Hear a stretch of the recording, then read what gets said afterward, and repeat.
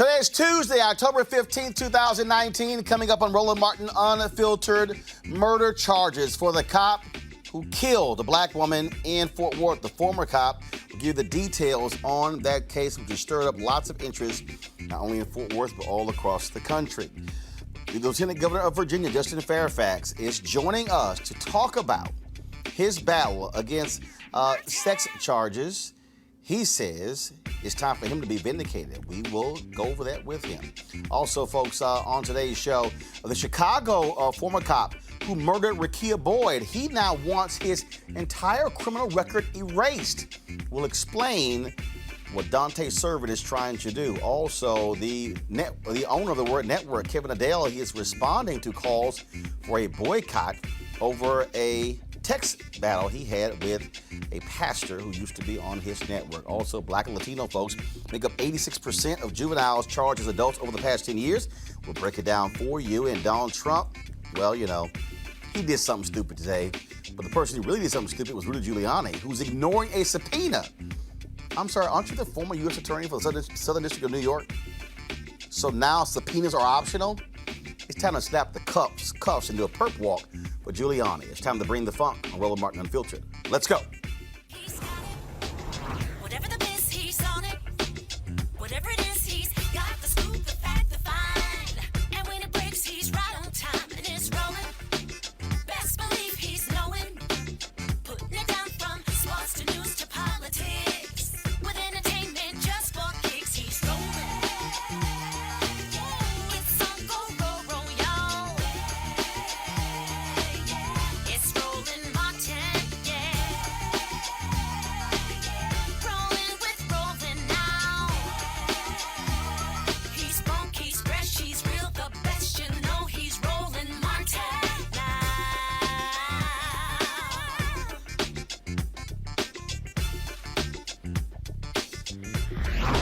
Martin! Aaron Dean, the former Fort Worth police officer who fatally shot 28-year-old Atatiana Jefferson in her home this weekend, was jailed last night on a murder charge. His bail was set at $200,000. He was released on bond last night. You might recall it was yesterday where the police chief of Fort Worth went before the cameras and said had Dean not resigned, he would have been fired as a result of his decision-making on early Saturday morning when Jefferson was in her home and where she was, of course, playing video games with her nephew. A wellness call went into the police officer because her door had been ajar since 10 o'clock. The officers actually went around the home. Apparently, she heard a noise. According to officials, the nephew said she heard a noise and got her gun and pointed it at the window. We don't know if that took place prior to him firing the shot. What we do know, based upon that body cam video we showed you yesterday, that the officer did not identify himself. And so Dean is out on bond but again, he has been charged with murder. I want to go to our panel right now and talk about this with them. Of course, joining us right now, Dr. Jason Nichols, Department of African American Studies, University of Maryland, and Kelly Bethea, Communication Strategist, Malik Abdul, Republican Strategist. Jason, I want to start with you. Again, the police have charged him with murder. Doesn't mean that will actually be the grand jury will indict him on that. Also, no word when the Tarrant County DA is going to take this to the grand jury. But certainly, Fort Worth has moved a lot faster than other jurisdictions in similar cases. Yeah, this case is tragic, and again, this whole Dallas-Fort Worth area is, hopefully it's not endemic of the entire country, because this is, people being shot in their own homes. And I'm assuming that her gun was, a legal firearm, which she had every right. Well, first of all, yesterday news conference, the mayor made it perfectly clear that it was inexcusable when the police put out that a gun was recovered. She said that meant nothing to this case. She had absolute right to be able to have the weapon in her home, so it had no bearing whatsoever. And that was the mayor yesterday when she went before the cameras. Right. Yeah. So I think hopefully that justice will be done in this case. We can't have people being shot in their own homes, and particularly when they're not even being called. It's not even a criminal kind of call. It's a wellness call. where police are supposed to be checking to see if everything is okay, and the first thing they do without announcing anything is firing a shot. It's just totally reckless. How he even had his gun drawn at that point, I think is suspect in and of itself. This, of course, folks, if you go to my iPad, please, this is the front page of the Fort Worth Star-Telegram, and you see there, murder warrant for ex-officer says victim was holding gun. Well, that's legal in Texas. Folks, in Texas, a homeowner has a right to defend their property. And so the fact that she was holding a gun, pointing it at the window when the officer fired is irrelevant, Kelly, because in Texas, that, again, is legal. What we do know with that body cam video is that the officer, he was shining the light into her home. He never identified himself. Not one time did he yell, police, put the weapon down. He just simply yelled, put the weapon down, fired within 6 seconds. It's just, I'm really upset about it. It's hard for me to talk regarding this because it's unfortunately nothing that we haven't heard before. It's just a rinse and repeat of cops not being able to value Black lives. Like, it makes no sense to me. First of all, the fact that he didn't even knock on the front door, from my understanding, he went around the back, which is why she was even at her bedroom window in the first place. If this is a wellness check, you knock on the door. You check on the person. You don't scope out the premises acting like somebody's in the house who's not supposed to be there. The fact that she had a gun, like you said, is irrelevant because in Texas, you are allowed to defend yourself in your house with a gun. The fact that people don't, like police officers don't think that Black people can have guns, this was just wholly unnecessary. Melik, Jim Lane, who is the defense attorney for Dean, former city councilman there in Fort Worth, said that he and his client had no comment at all. But again, the thing that is, I mean, and I will give them credit, is that the city of Fort Worth did not do what many other jurisdictions have done. Did not immediately try to play a game of trying to cover it up, of trying to defend the police officer. What you have not seen, you have not, unlike what you see in New York, you have not seen the police union come out blasting folks left and right. You haven't seen any of that. They understood that this officer screwed up all across the board. And you heard the chief yesterday say, had he not resigned, I would have fired him. Mm-hmm.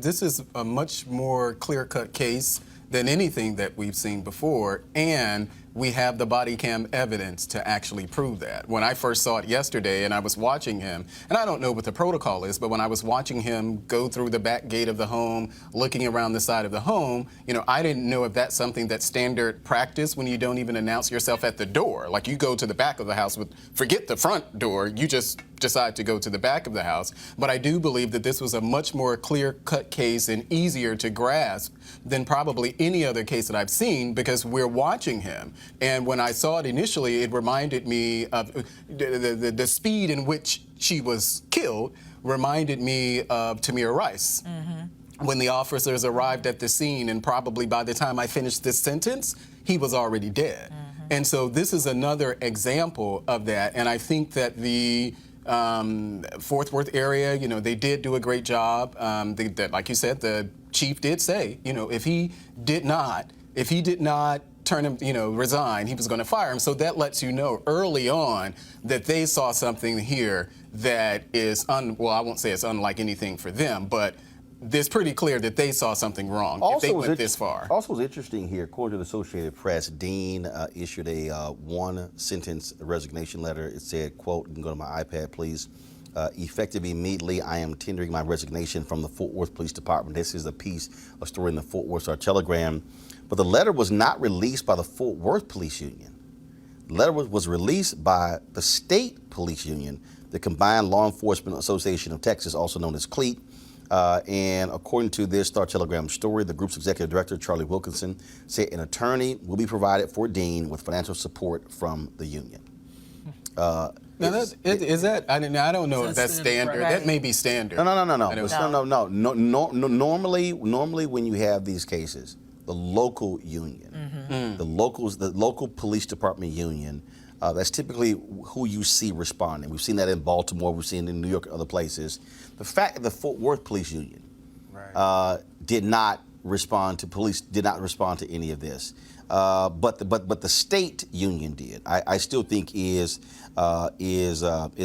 quite interesting here. And so, but again, Aaron Dean, he's out on bond, of course, charged by police with murder for the death of 28-year-old Miss Jefferson. And so we'll keep you updated on this case as we get more details. Going to go to a break right now. When we come back, we'll chat with Virginia Lieutenant Governor Lt Fairfax, who has been under lots of pressure over the past year after he was accused of sexual assault by 2 women. He is now countersued, saying he is fighting to reclaim his name. We will chat with him about that lawsuit and other issues next, right here on Roland Martin Unfiltered. You want to check out Roland Martin Unfiltered? YouTube.com/Roland S. Martin. And subscribe to our YouTube channel. There's only one daily digital show out here that keeps it black and keep it real. It's Roland Martin Unfiltered. See that name right there? Roland Martin Unfiltered. Like, share, and subscribe to our YouTube channel. That's youtube.com/Roland S. Martin. And don't forget to turn on your notifications so when we go live, you'll know it. All right, fam, it's almost that time. The holiday season, of course, is, for many of us, the favorite time of the year. Now, whether you celebrate Halloween, Thanksgiving, Ramadan, Christmas, Kwanzaa, New Year's, all of these, of course, from October to the end of the year, this is when you think about spending time with the people you love the most. This is also the time to count your blessings and support those less fortunate and look at how you can have an impact on their lives. Well, I have the perfect opportunity for you to be a holiday hero, have a major impact on other families. Here's the deal. Right now, hundreds of thousands of Americans are sitting in jail without being convicted of a crime. Why? Because they lack the financial resources to pay their bail. Now think about it. If you are arrested for any minor offense, you'll be taken directly to jail. If you don't have bail money, whether it's a few $100 or a few $1,000s, you will stay there until a court date is scheduled. Now that could be days, weeks, or even months.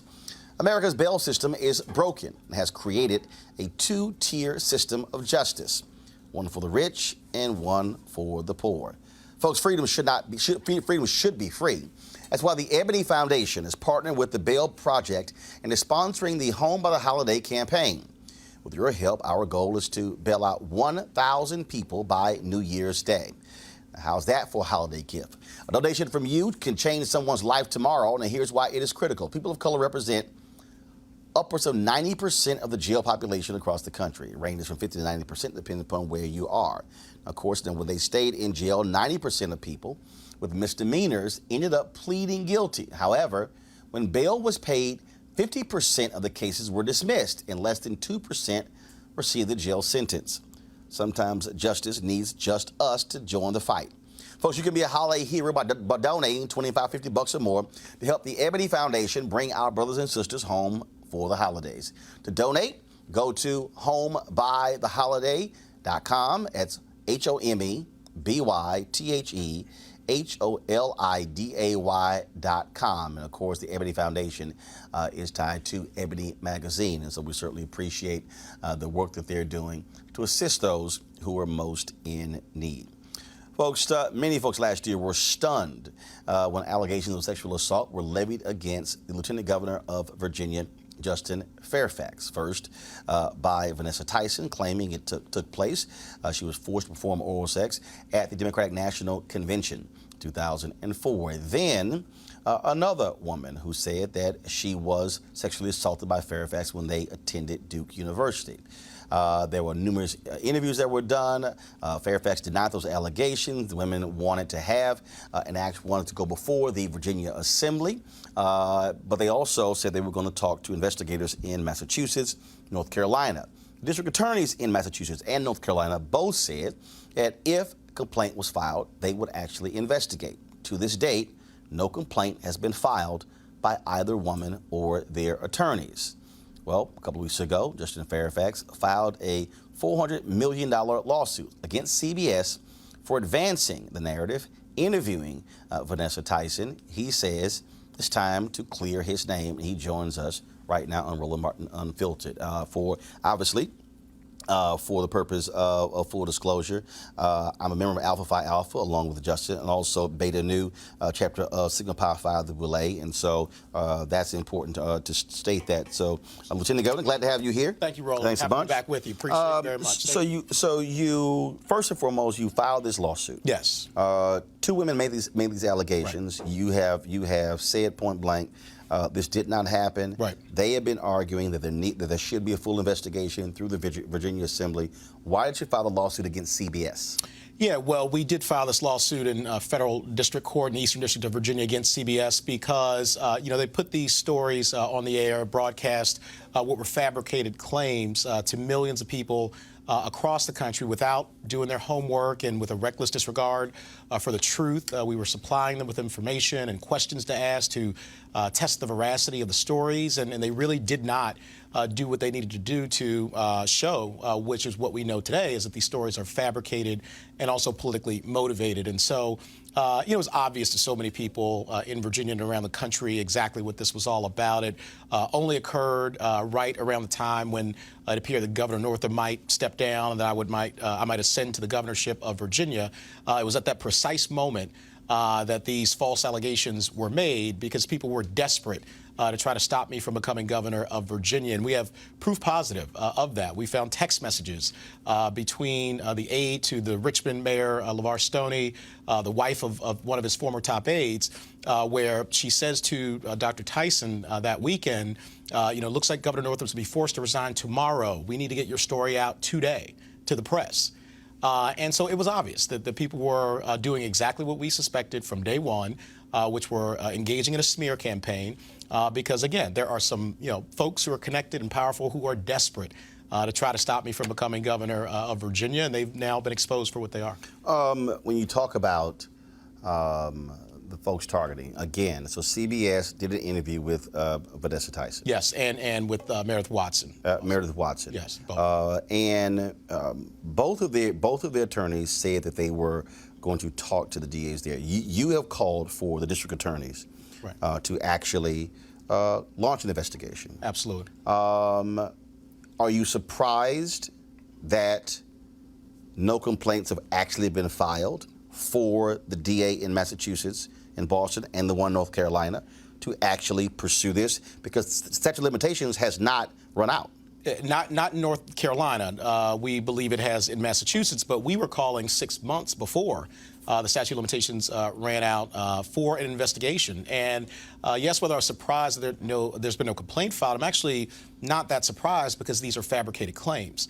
And the last thing someone wants to do when they're fabricating a claim, particularly a serious claim of a supposed crime, is to talk to law enforcement, to go to talk to prosecutors and police, because the difference between going to police and going, for instance, to the General Assembly is that if you lie to the police, if you make material misstatements, and I'm a former federal prosecutor, so I know this process very well, you can then be charged with a crime. It is a crime to lie to the police, to the FBI, to local district attorneys. And so if you're fabricating a claim and that claim starts to fall apart, the police discover it, then you yourself could be charged. So that from that standpoint, I'm not surprised.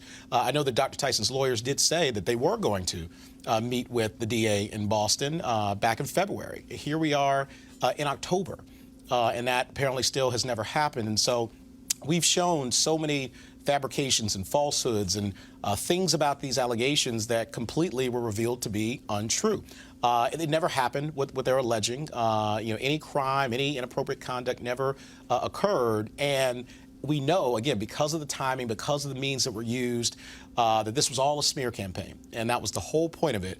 And they had to rush it, actually, because we know they were holding on to some of these things and they were going to find the precise, great moment to try to stop me. And that could have been later down the road. But because Governor Northam looked like he might be stepping down, they had to rush it and hurry up and do this thing on a rush basis. And they got sloppy. And now people see exactly, what this was. CBS responded, quote, "We stand by our reporting and we will vigorously defend this lawsuit."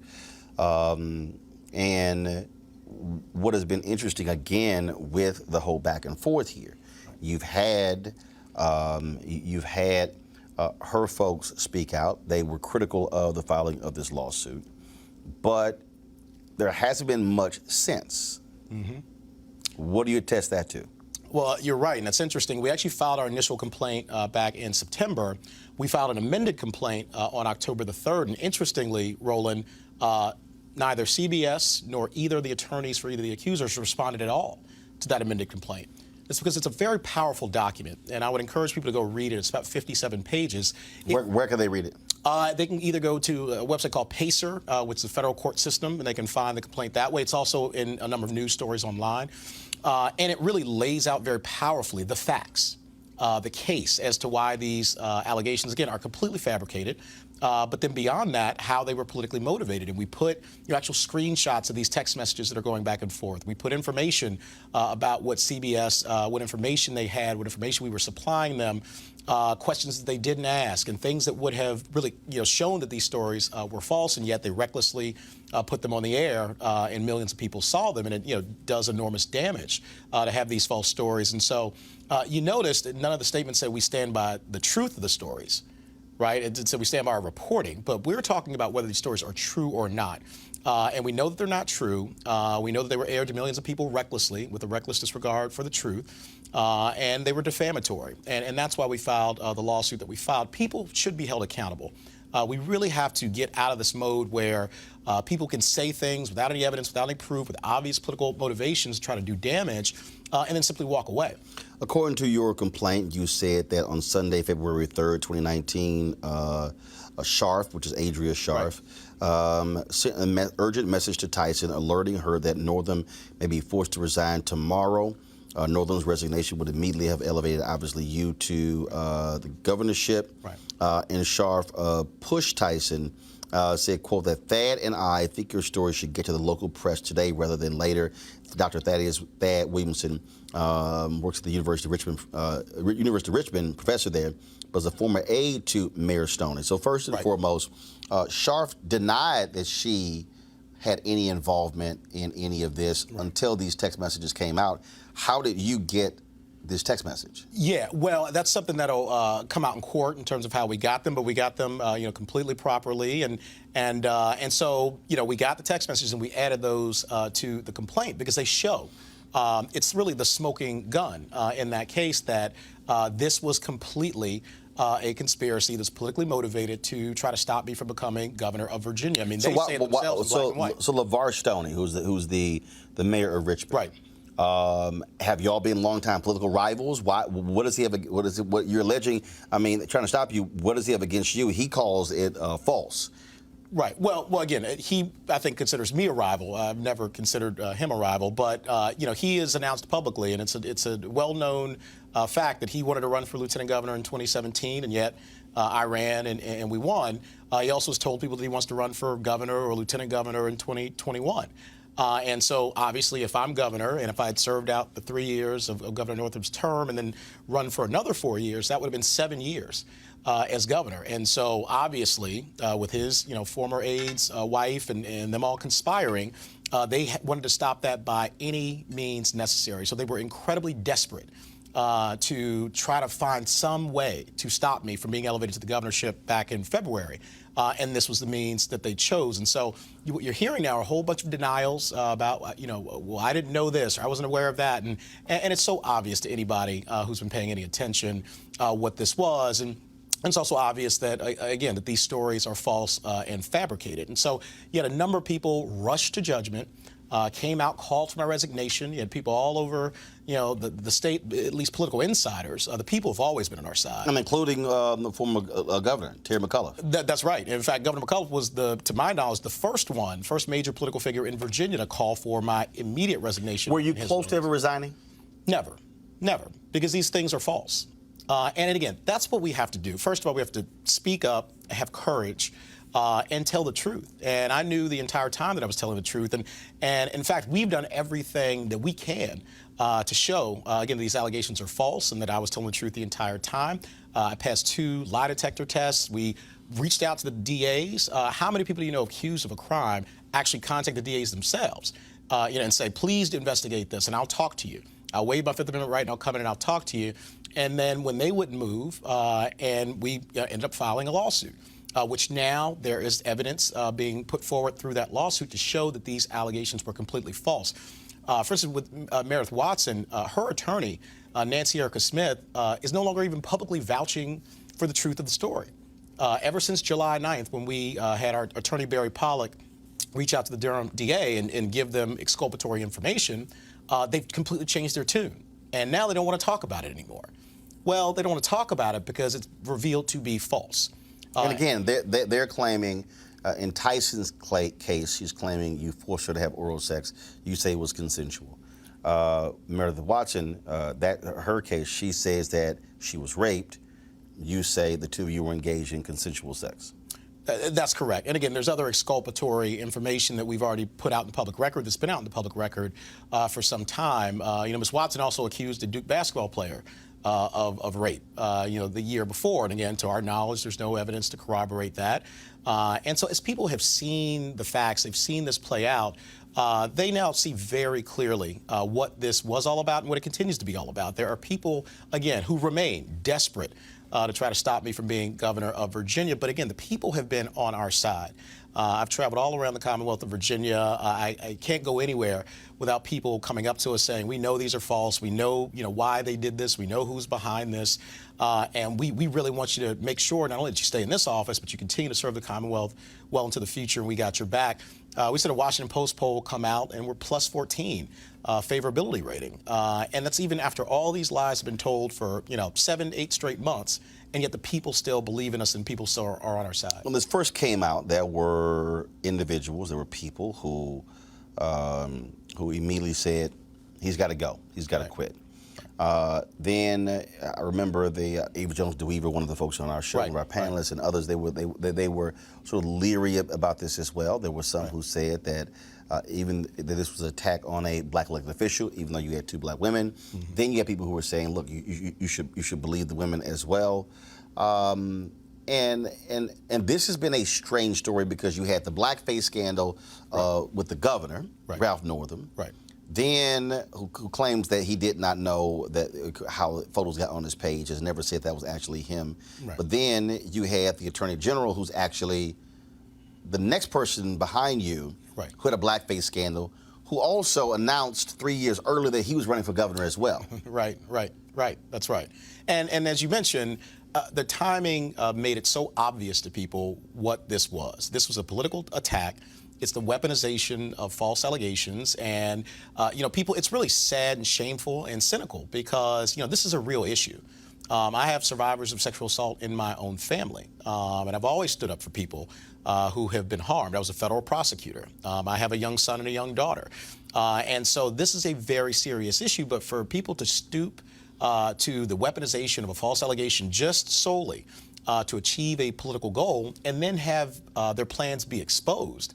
It shows you exactly what this was and how shameful it continues to be. And again, so people are desperate to try to stop us. And we've shown them at every turn that these are false and that we're going to fight to not only clear my name, but to make our politics rise above some of the worst aspects of what we've seen. And Roland, it's not lost on anybody that this is one of the oldest, most racist tropes in this country.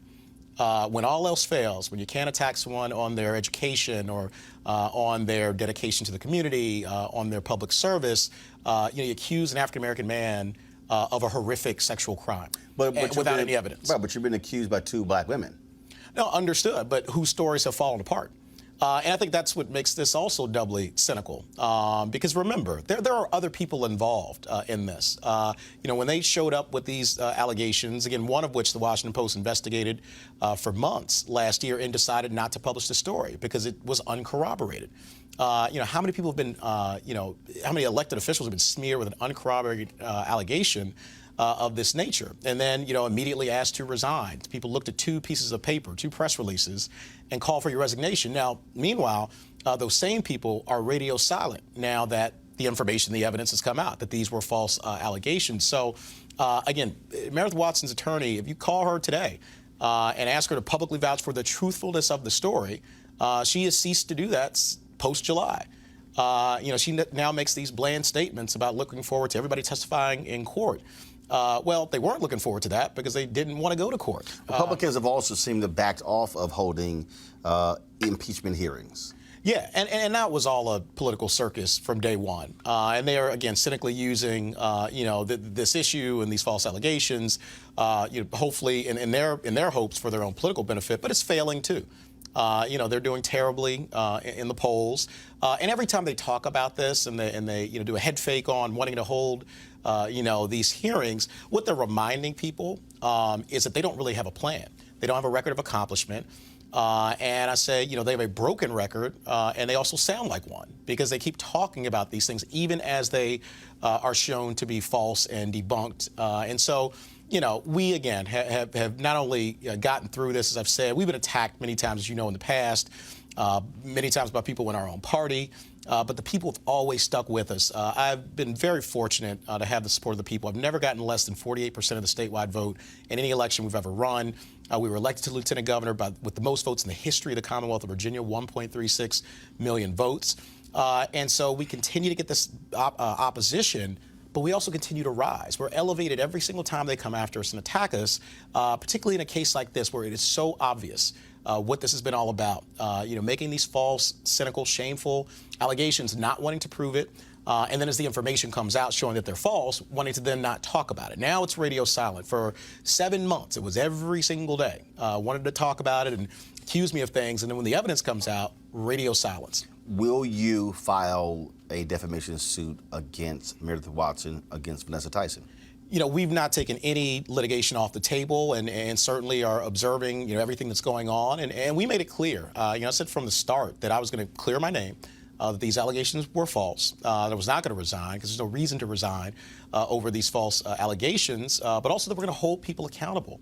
Again, we have to get out of this mode and this vicious cycle where some people, not most people, again, when people make these claims, they're very serious claims, everyone should be heard when these types of claims are made. But when they're lying and not telling the truth and fabricating stories, we cannot allow people to simply hurl these out into the public, do as much damage as they can, politically, personally, professionally, and walk away. People want to be arsonists in the lives of other people with false allegations. That has got to stop. And again, we know that there are many instances where these things are true. Here you have two. They're completely false and fabricated and politically motivated. And people need to be held accountable for that. Will you, obviously, in Virginia, a person can only serve one term as governor. Right. Are your plans to run for governor? That's something we're seriously considering right now. And we're getting a lot of encouragement from people who want to see us run. And again, not that I wanted any of these things to happen. I mean, what happened with Governor Northam was a surprise, certainly to me and to those around us. Should he still be there? Should he have quit? As I said before, he has to make the decision that's in the best interest of the Commonwealth of Virginia. And what I will say is, I appreciate the fact that he's committing himself to issues around racial equity and really doing substantive things to help heal some of the wounds of our past. Virginia is really where it all began. In America. We're exactly 400 years since the first enslaved Africans were forced to land in Hampton, Point Comfort, 400 years since our General Assembly met, Jamestown. And so this country is dealing with a lot of its racial demons that it hasn't really dealt with in the past, and this is part of the process. But in this space where we're in, this historic time, to then throw on top of that fabricated false allegations against an African American, really against anybody, but against an African American sitting elected official who I'm 40 years old. I lived 40 years accusation free. And then, literally on the evening before they think I'm going to become governor, come out with these allegations that have been shown now over the past 8 months to be false and fabricated and politically motivated. I mean, to do that in that moment is particularly cynical, but I think the people understand what this has been all about. I think they are re-energized to deal, with those demons that we, have racially in this nation, and that the next 400 years, really starting that off on a very different foot. I mean, they're tired of the gutter politics. They're tired of the slash and burn politics of personal destruction. And I've always, in my public service, tried to call people to a higher purpose, to bring people together, to help people get opportunity, and that's really what we've been all about. All right, then. Well, we certainly will see what happens next. Lieutenant Governor Jefferson Fairfax, we appreciate it. Thanks a lot. Thank you, Roland. God bless you. Thanks for having me. Appreciate you. Thank you. All right, folks, going to go to a break. We come back. We'll talk to my panel about this story, as well as other news of the day, right here on Roland Martin Unfiltered. You want to support Roland Martin Unfiltered? be sure to join our Bring the Funk fan club. Every dollar that you give to us supports our daily digital show. There's only one daily digital show out here that keeps it black and keep it real as Roland Martin Unfiltered. Support the Roland Martin Unfiltered daily digital show by going to RolandMartinUnfiltered.com. Our goal is to get 20,000 of our fans contributing $50 each for the whole year. You can make this possible. RolandMartinUnfiltered.com.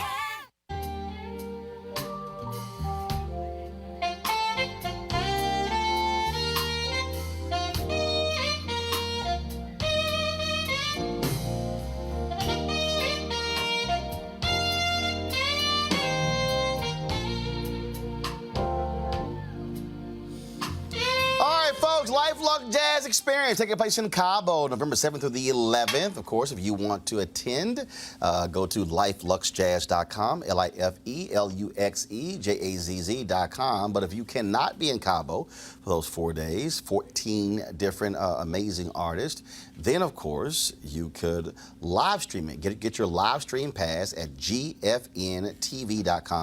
That's gfntv.com. As I said, amazing artists: Gerald Albright, Alice Bouillon, Kirk Whalum, Donna McClurkin, Shalia, Roy Ayers. Man, it's going to be an unbelievable 3-day extravaganza, and so look forward to you participating. And again, get your live streaming pass to cover those 3 days, all 14 concerts. You'll be able to watch right here on your phone, on your iPad, computer. Does not matter. Go to gfntv.com. That's gfntv.com to get your live stream pass. All right, folks, in Chicago, Dante Servin, the off-duty former Chicago cop who fired his gun out of his car window, killing innocent bystander Rekia Boyd, now wants all evidence of the criminal case file against him cleared from the public record. His lawyer says because it has been hard for him to get a job to support his family with only the approximately $57,000 a year cop pension he currently receives. Really? He got off scot-free on charges of involuntary manslaughter when a Chicago judge threw out the case, saying he should have been charged with murder. So what do you make of this, panel? He wants, as it look, I wasn't convicted, thrown out, remove everything.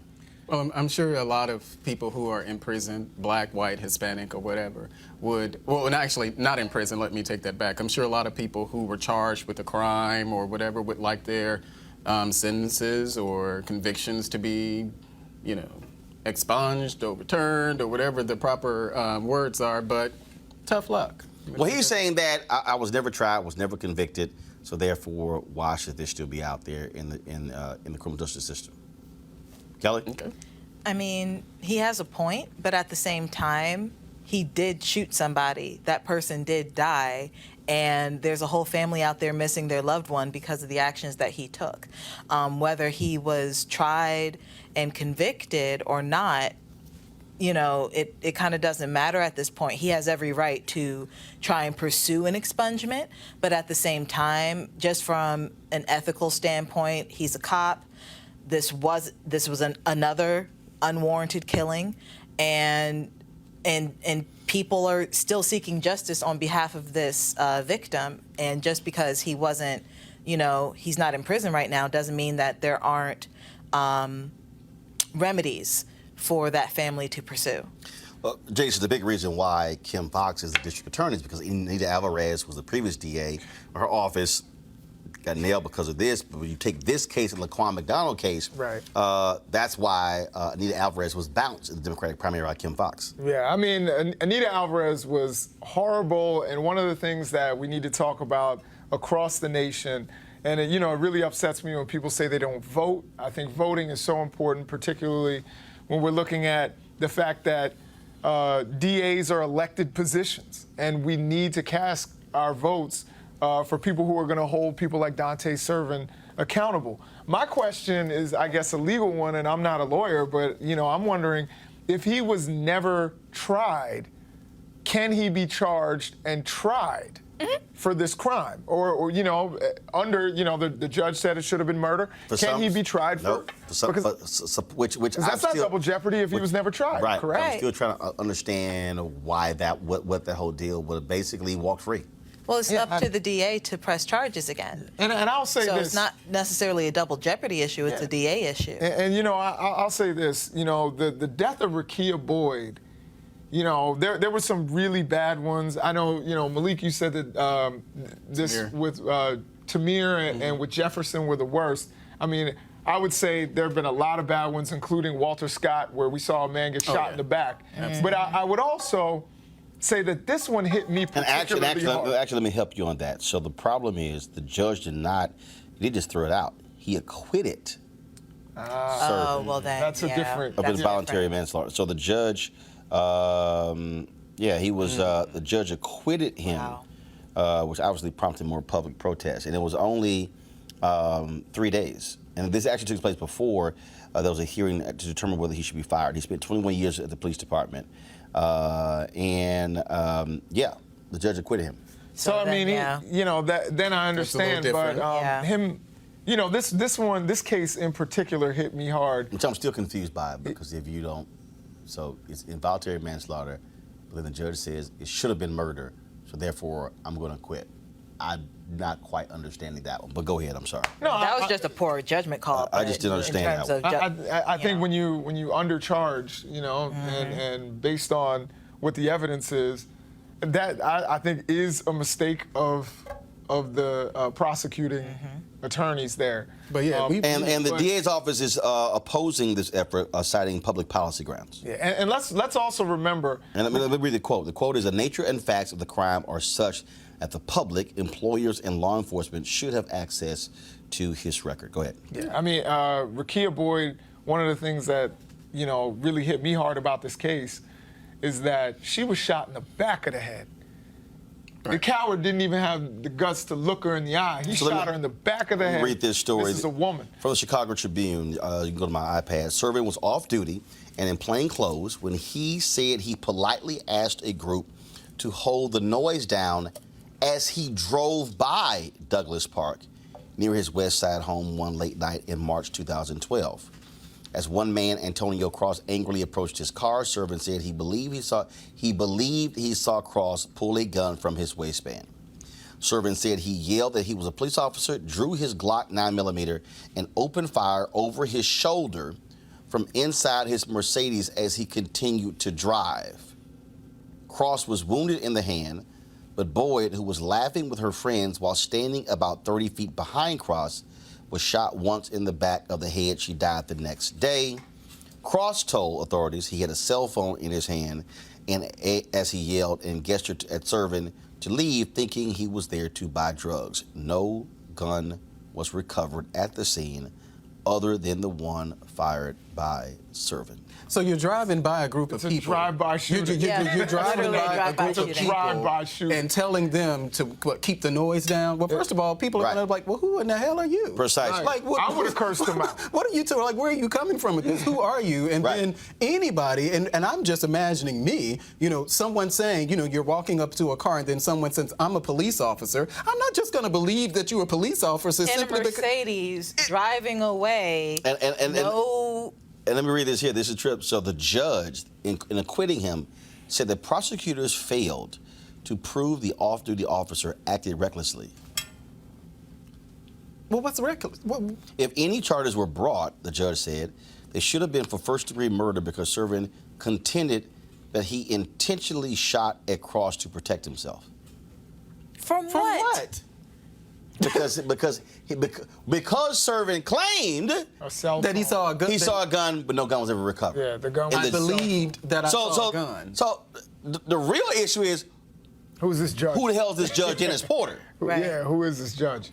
I mean, that's all absolutely ridiculous. And I remember this case. It upset me incredibly. You had, was she 19 or was she 19 years old, I believe? 22. 22 years old, young woman, gets shot in the back of the head in a drive-by shooting by an off-duty police officer. Crazy. This is in his Quentin Tarantino style because he was sitting in his Mercedes over his shoulder. Well, I don't even understand Right. how. I mean, I'm driving and I'm firing indiscriminately. But that's Like, not how I'm is reckless. that not reckless? I'm not That's being, not I'm not reckless. How being is that not fired on. reckless? You don't even Right. know who you're aiming. That's what's so crazy. I got to get you real quick before your thoughts about the Justin Fairfax lawsuit. I mean, he was going. I mean, look, this thing became national story, and he's fighting back. And if for any person who is accused, they should.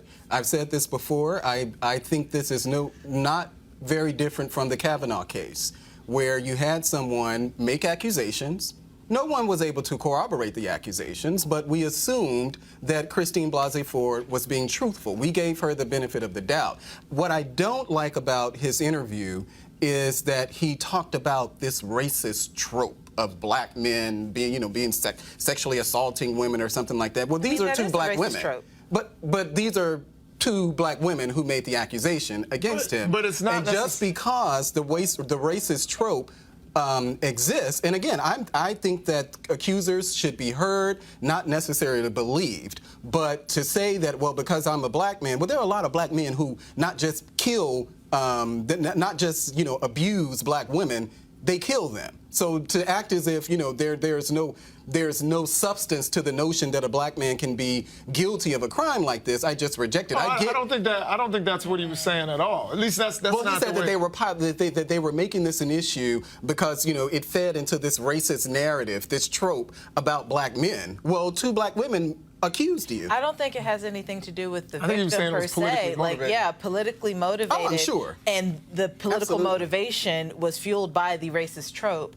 of a black man being a rapist. It's low-hanging fruit, right? Basically, but wasn't it the same? So how do you guys compare this to Kavanaugh? I don't think it has. I don't think there's any comparison. So you think that there was some? You think there was a valid argument that Christine Blasey Ford made without any corroborating evidence? No, I mean, that Kavanaugh was guilty. You yourself said she deserved to be heard. Right. That but she everything was believed. deserved These to be black women aren't believed. Hold on. She deserved to be the whole thing deserved to be vetted and investigated. Right. Many of us believe that there wasn't a significant investigation by the FBI into the claims.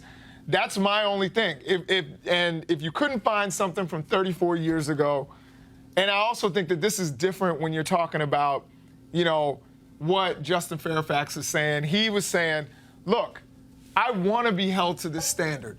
I want to be investigated. Mm-hmm. It's very different from Kavanaugh, who was like, I don't want to be investigated. Exactly. Well, I don't want this to happen. Is that Justin, there was an existing relationship that Lieutenant Governor Fairfax actually acknowledged. Kavanaugh said he didn't know who she was. He never met her before. The people that actually that were on his friends or whatever, the people that Christine Blasey Ford said was there, said, well, we don't know what she's talking about. So, I mean, I think it's a matter of confirmation bias maybe right. on both PJ sides. and Squee. Well, but hey, Justin Fairfax admitted to this relationship. Sure. And I think that's one of the things that makes this very different. I don't think that these are comparable because of all of these circumstances that were so very different. Kelly, what do you make of the lawsuit by Justin Fairfax against CBS and what he says about these two women? I think he has every right to sue if the facts of the case are valid. The news is supposed to be there to tell the truth as objectively and without bias, without partisan views. So if it is a situation in which that is not the case, and CBS is an international platform, and you have this man vying for the governor's seat on an international platform being accused of something very heinous. And if it is found that CBS did not do their due diligence in just, searching for the truth and just, letting the chips fall where they may in terms of information, he has every right to sue. But they did have a responsibility to report it.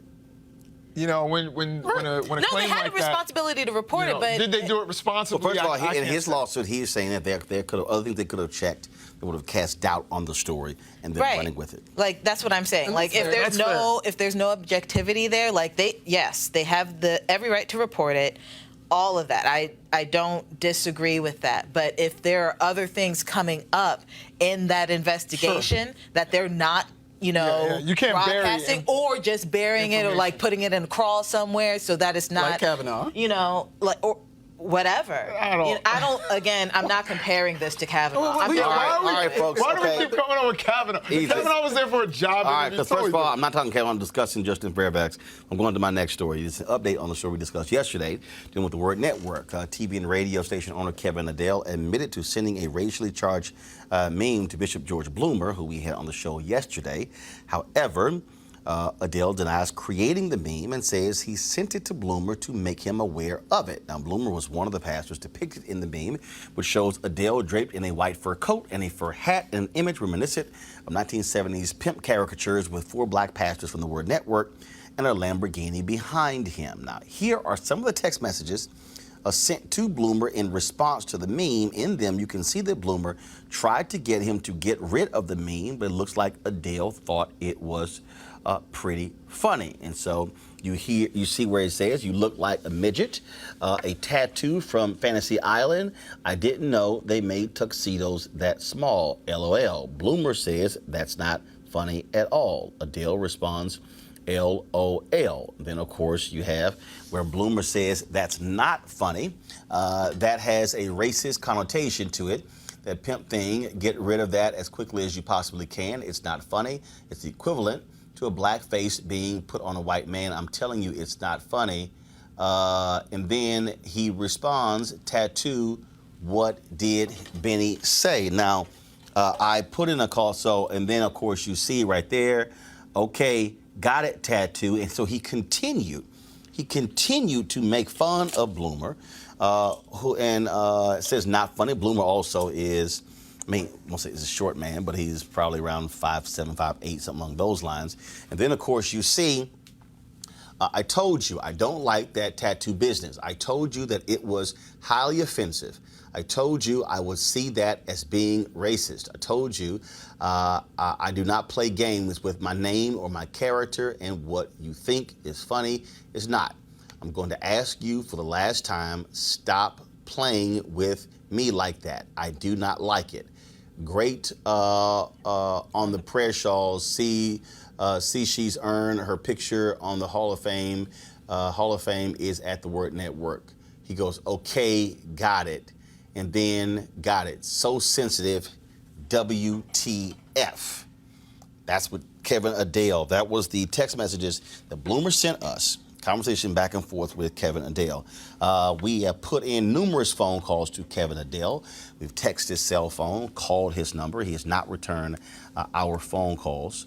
Going to our panel here, it's a little hard for Kevin Adell to say, I was simply making him aware this exists, when in these text messages coming from his phone to Bloomer's phone, he is making fun of it. He's joking, and he is playing this thing up. So even though Kevin Adell, and what Kevin Adell is doing is he's standing on this whole deal of, I didn't create the meme. Well, it doesn't matter if you didn't create it, you're still playing with it and furthering this whole thing. Right, yeah, it was a bad move on Kevin Adell, and you saw that the other gentleman definitely had a lot of patience.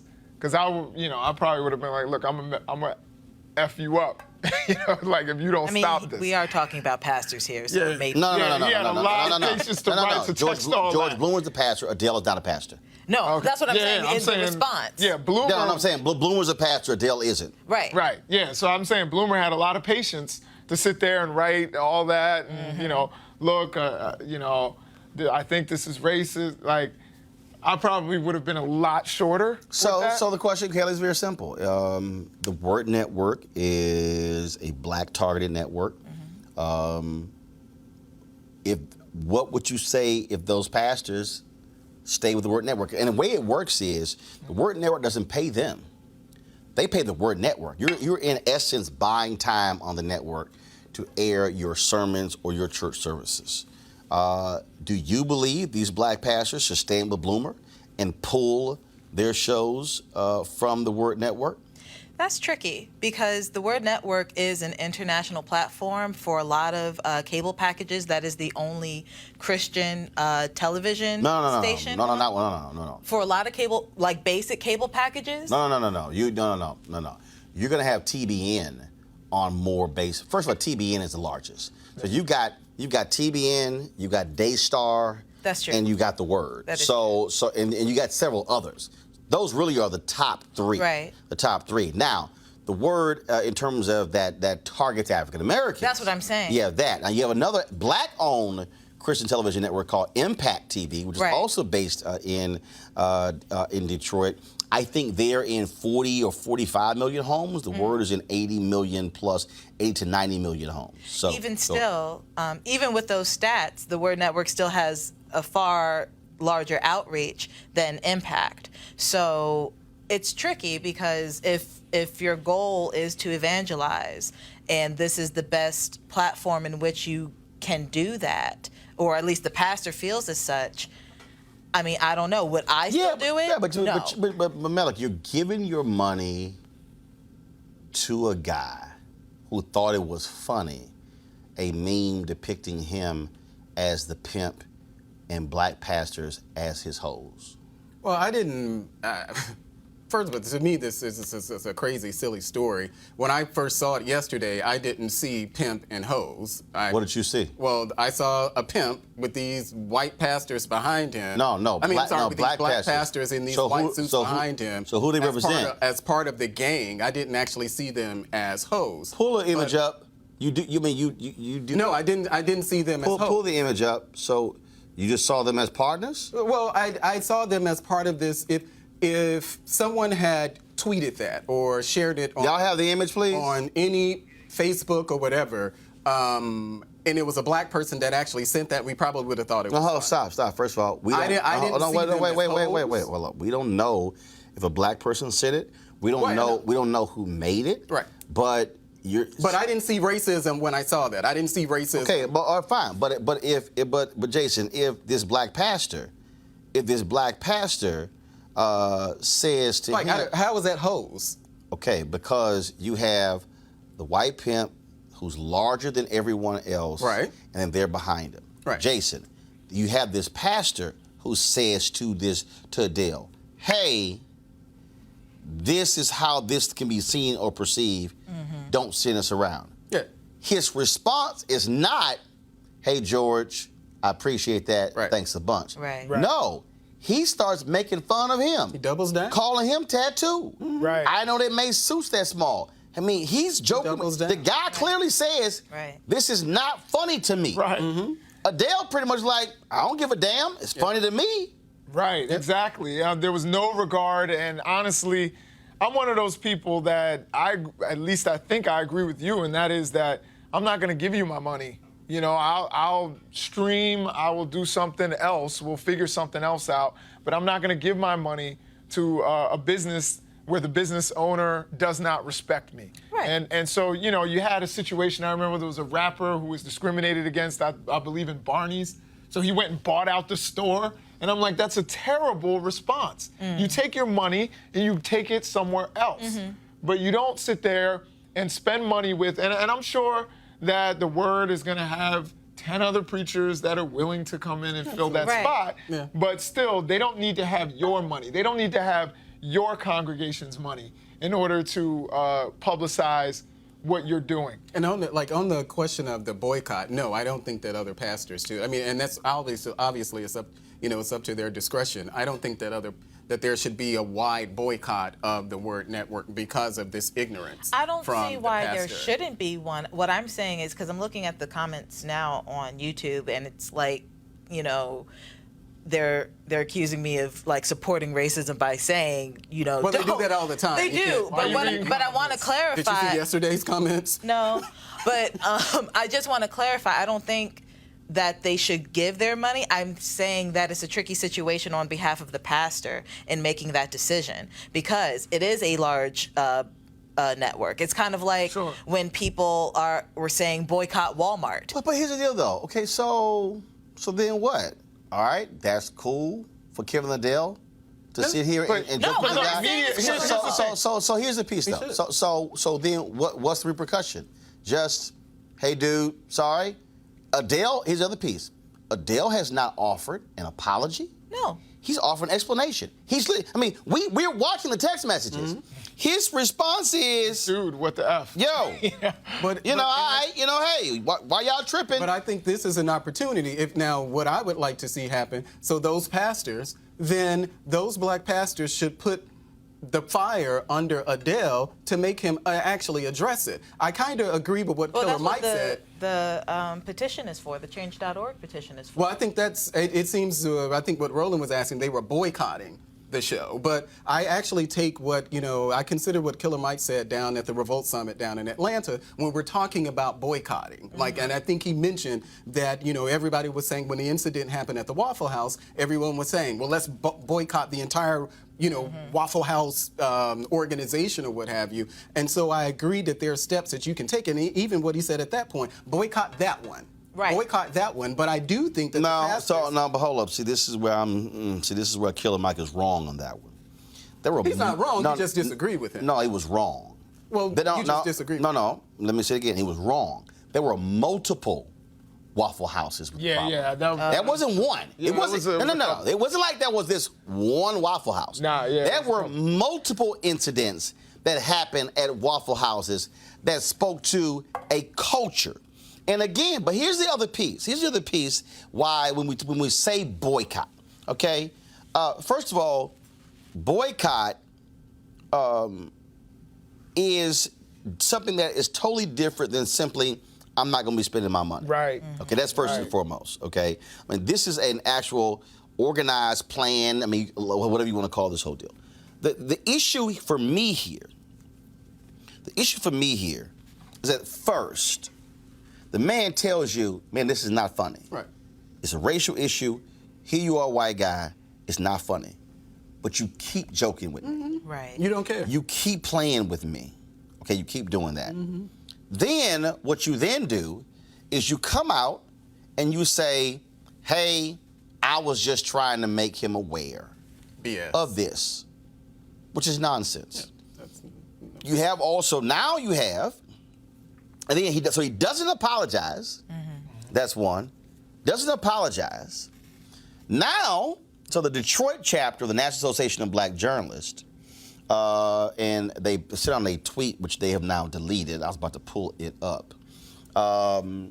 They condemned what he did and also called for a boycott of the media outlet. He now claimed that he may very well sue the Detroit NABJ chapter, saying they are defaming me with their letter and statement. He then says 95% of his employees are black. Well, this is what he says. Quote, to say that I need diversity training, to say that I need to apologize for something that I didn't do, why would I apologize for something I didn't do? Let me make this perfectly clear to you, Kevin Adell. You cannot try to have this both ways. Game recognizes game. We're not interested in you dancing around this issue. Here is the reality, Kevin Adell. Are the text messages true or not? Exactly.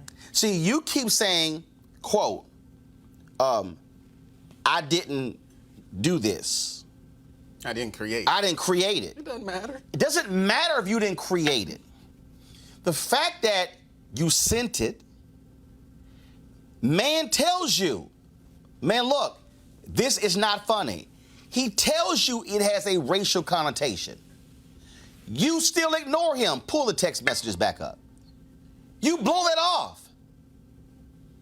You then insult the man by calling him a midget. You insult the man by calling him Tattoo from Fantasy Island. Right. You insult him a third time by saying, I don't, go back to the other one, go back. I didn't know they made tuxedos that small, LOL, smiley face. And the man tells you that's not funny at all, and your response is LOL. He then gives you another long response, not a one-line response. And you call him Tattoo again. That is being insensitive to this black man, insensitive to his feelings. That is what you should be apologizing for. He should. But to sit here and act as if you're the victim is wrong. Leaders lead. And let me say this, Kevin Adell, and you and I have talked. Several months ago, you approached me about putting this show on the Word Network, and then and offering a radio slot, and also your local television station. So that's irrelevant to me right now. If you say in this story that 95% of your employees, you say you have 160 employees and 95% are black, why are you doubling down? Right. How hard is it to say, Bishop Bloomer, I apologize for making fun of you even after you told me to stop? That's all you got to do. Ego. That's all you had to do. There would not be a letter campaign.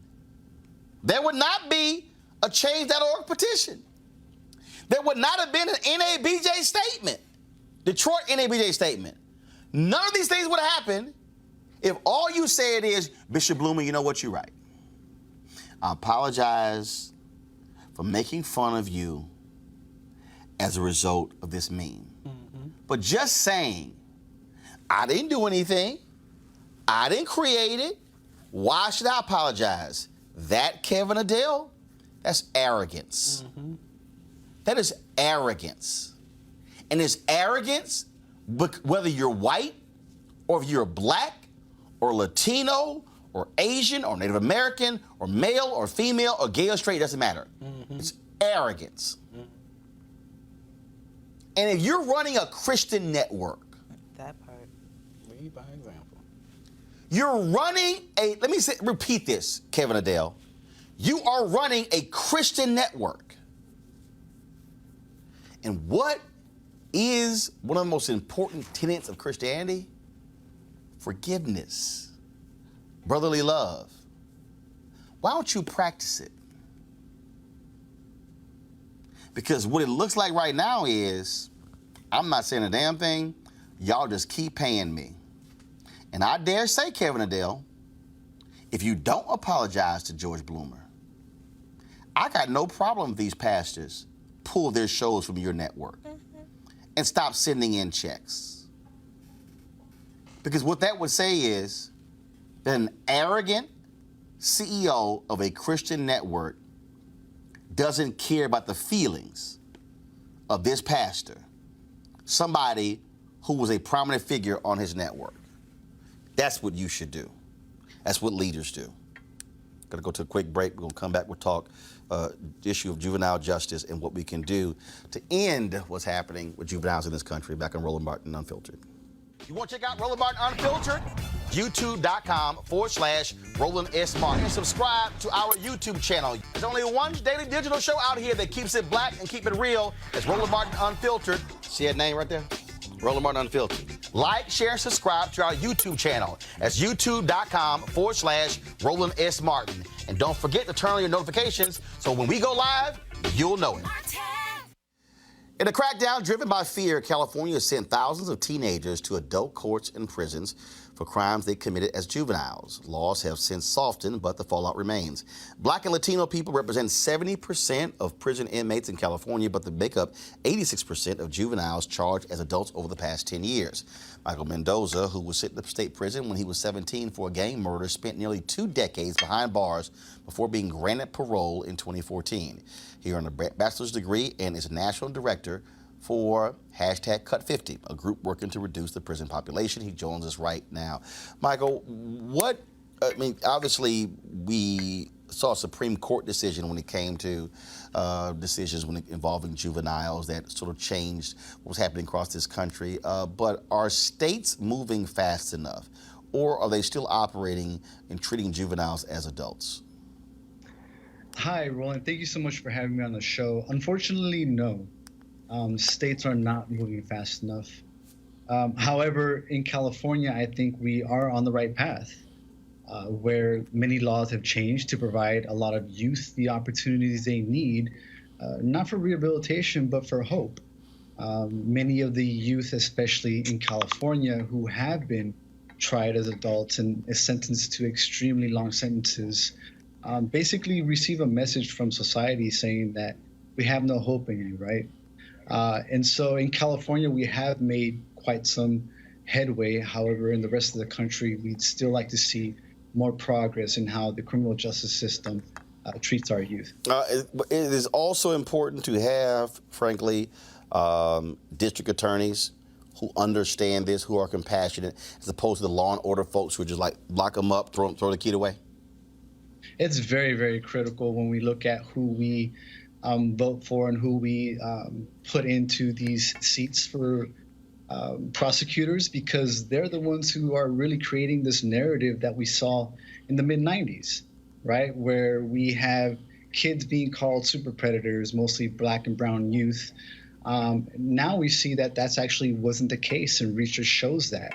And I really feel that DAs and prosecutors play a huge role in how we treat our kids. And so definitely a really important point. So what state is the most egregious when it comes to how they treat juveniles? Wow. Well, I would say used to be California, but I would also say Florida and some of our other states in the Deep South, where we still see kids receive life without parole or extreme life sentences as adults. Even when they come home, they are on lifetime parole. So it's really a sentence that follows them throughout the rest of their entire lives.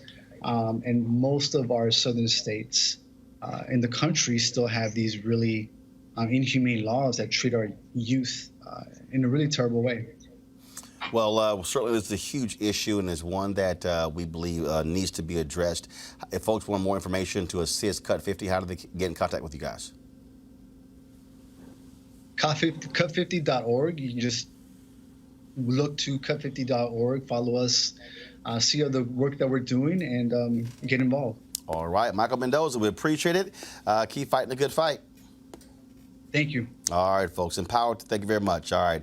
Empowered to Serve is a platform inspired by the American Heart Association volunteers around the country. The Empowered to Serve Business Accelerator works with social entrepreneurs and organizations making a health impact. These areas of focus include access to care, education, transportation, food access, and any of the other factors leading to health equity for all.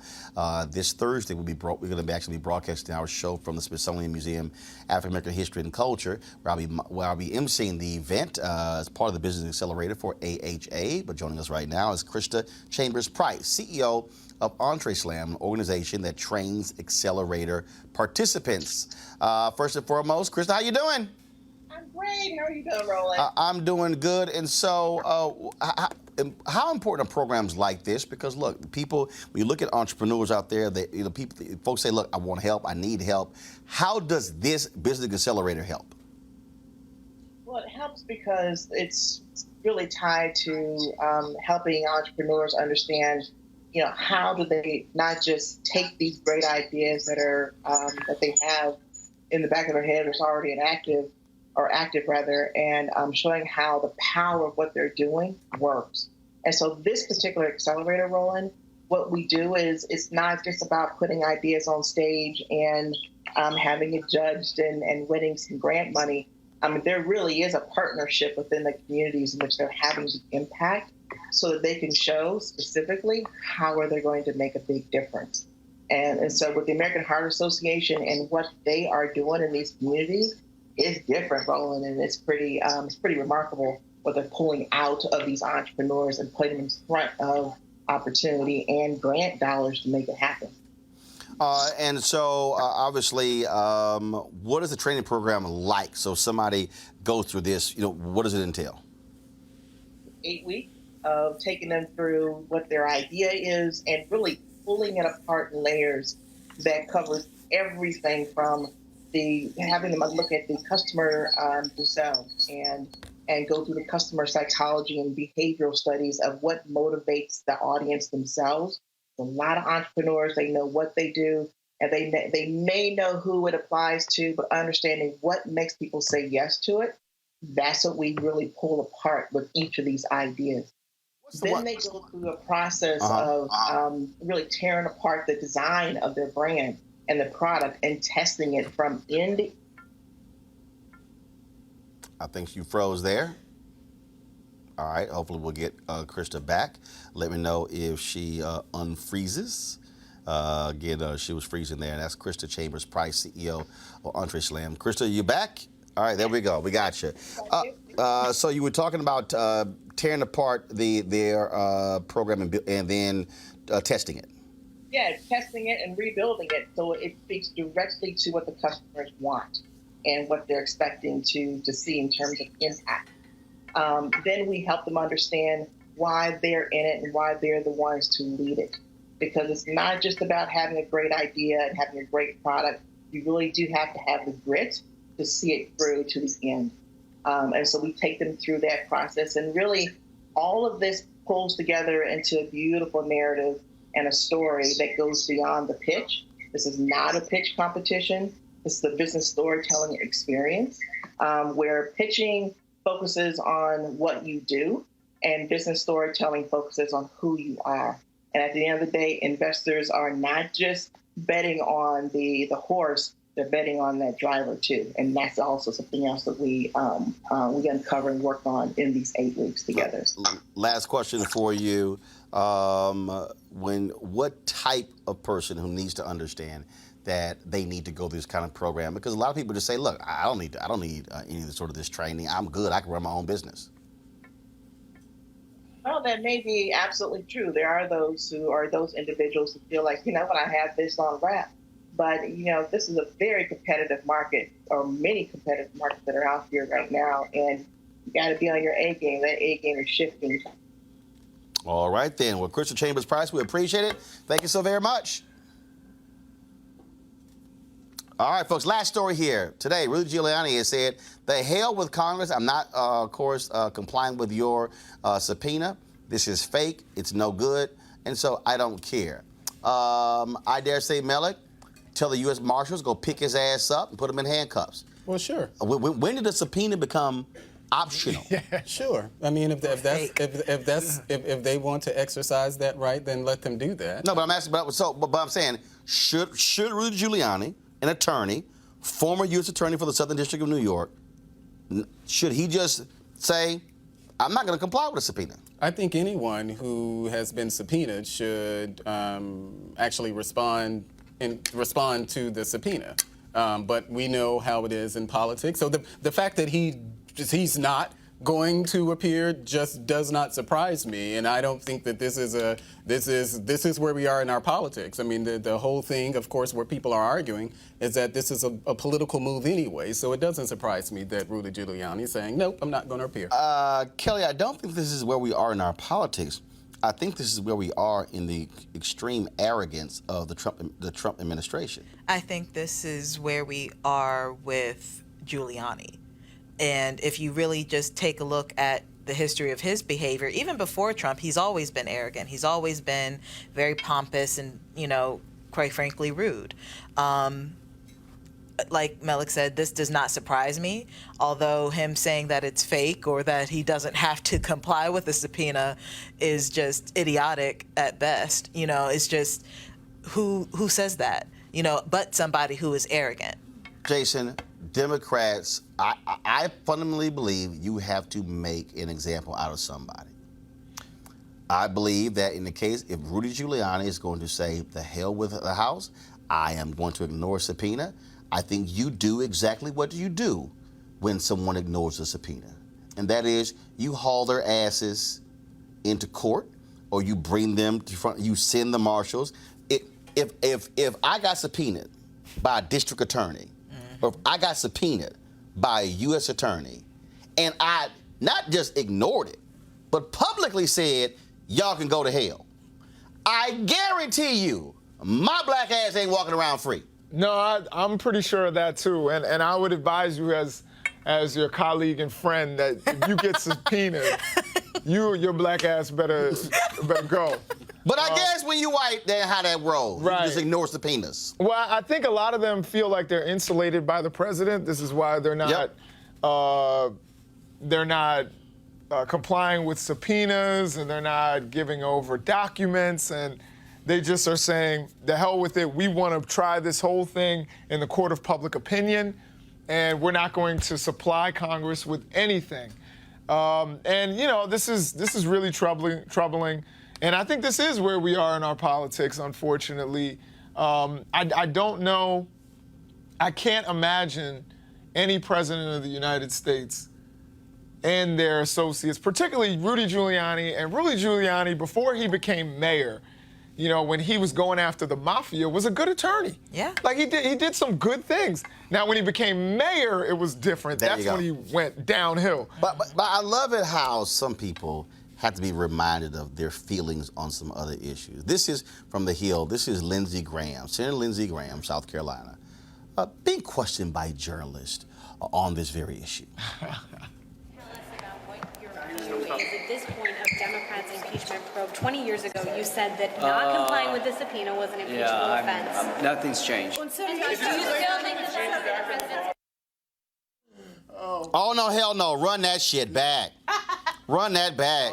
No. Great. Run that back. Can you tell us about what your view is at this point of Democrats' impeachment probe? 20 years ago, you said that not complying with the subpoena was an impeachable offense. Nothing's changed. Do you still think that the president's...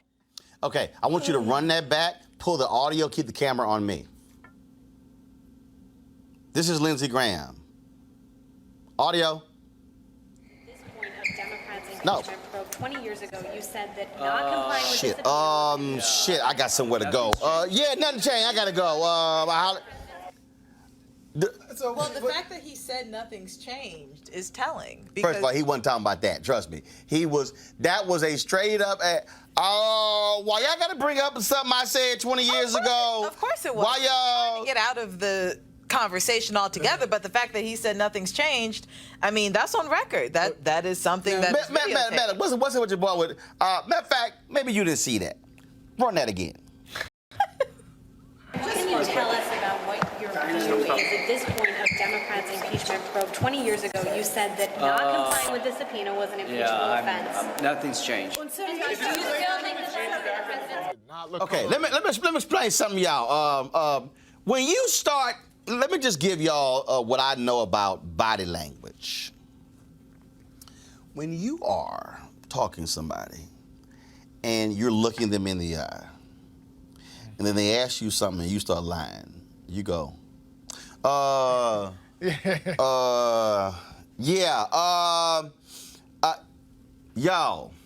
First case, he was lying. Malik, your boy was sitting there like, why y'all gotta bring up what I said 20 years ago? Did y'all really gotta bring that stuff up? None of us should be surprised at his response. We just saw from a couple of weeks ago where the media, and they were incessant about it, that they were playing clips of Democrats do the impeachment hearing and the things that they were saying. This is something that happens all the time, where you have Democrats on record saying something from years ago that they don't agree with. What are you referring to? They were playing? The many, well, maybe only Fox News played it then, but the many clips of Democrats talking about, I think it was during the fairness of the Clinton trial, of the Clinton impeachment, where you had Democrats on record talking about the process, talking about the things in it. So this is just another example of that. I don't expect any politician, and I don't know who that politician would be, the one to say, well, I just think differently now. I mean, they're just not going to say it. They're not going to give you that win. Well, first of all, I also remember it was that. Lindsey Graham who also said the Republican Party was going to hell and Donald Trump won. And it's totally amazing how he has sold his soul to Donald Trump. But that's how Lindsey Graham is. And so speaking of that, Jamie Harrison is running against him, raised $2.4 million in the last quarter. And so we'll see how that race goes. All right, folks, we got to go. Certainly appreciate it. Tomorrow, I'll be broadcasting from the Spirit Democracy Awards by Melanie Campbell. So we'll be on location for that. We'll also be streaming that event as well. And so look forward to that. I want to thank all of our guests today and our panel as well. Thanks a bunch. If you want to support Roland Martin Unfiltered, please go to RolandMartinUnfiltered.com. Join our Bring the Funk fan club. Every dollar you give goes to support this show. And what we do, you can give via Square, PayPal, or even Cash App as well. And if you want to send a check, hey, send me an email. We'll send you the address. This is about having an independent, Black-owned operation. We can speak to our issues and concerns, and we ain't got to ask nobody else for permission. That's why we do what we do. So please support us at RolandMartinUnfiltered.com. All right, folks, I'll see you guys tomorrow. Tomorrow morning, we'll be live streaming the National Minority Supply Development Council. I am moderating that tomorrow morning from Atlanta. I'll be on the plane in 3 hours, and so I'll see you guys there tomorrow. But I will be flying back for our show, of course, with the Spirit of Democracy Awards. All right, I gotta go. Holla!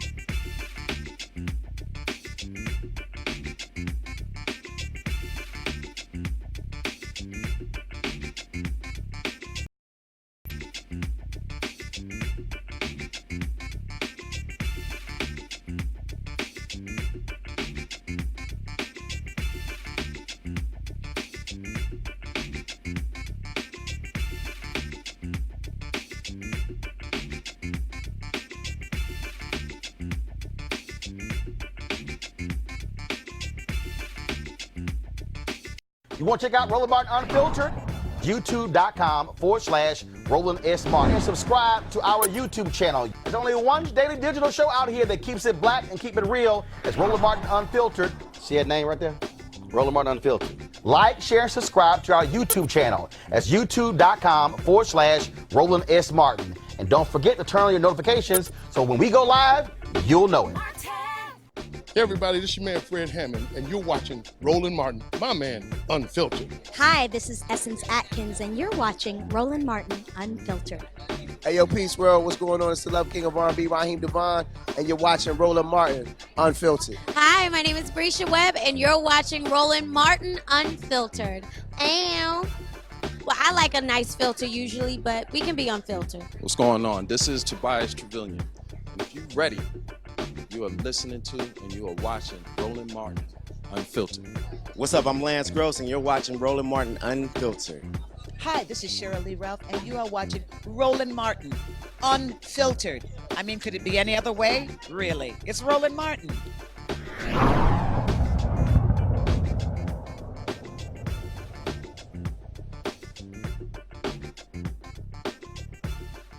You want to support Roland Martin Unfiltered? Be sure to join our Bring the Funk fan club. Every dollar that you give to us supports our daily digital show. There's only one daily digital show out here that keeps it black and keep it real. It's Roland Martin Unfiltered. Support the Roland Martin Unfiltered daily digital show by going to RolandMartinUnfiltered.com. Our goal is to get 20,000 of our fans contributing $50 each for the whole year. You can make this possible. RolandMartinUnfiltered.com. Hey fam, want to check out Roland Martin Unfiltered, the blackest show on all of digital, cable, and broadcast. Check out our audio podcast. There's only one daily digital show out here that keeps it black and keep it real. It's Roland Martin Unfiltered. Press play.